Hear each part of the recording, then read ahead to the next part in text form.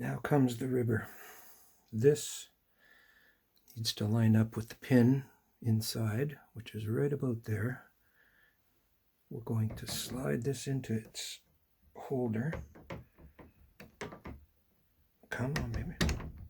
And I'm going to just feel as this comes into place that we're in the right spot. So as this turns, the ribber plate is staying in place. It's a little bit of play to it, but all in all, I think it's in its needed spot. And I can see that my openings are lining up with the missing hooks. And I'm going to now put short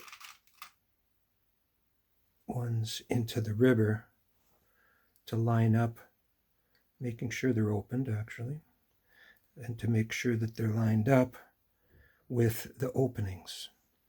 And as I continue around, they're going to slide out this direction. Instead of coming up and down, they're going to go in and out, and they're going to draw in and create a rib where it's similar to, I guess, knit, knit, and then purl, knit, knit, purl, as you would do if you were knitting by hand and making a sock.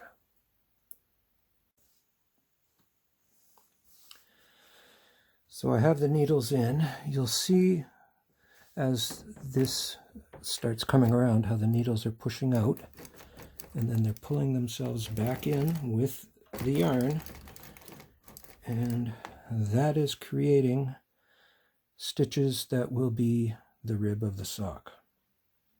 I have to do 70 rows like this.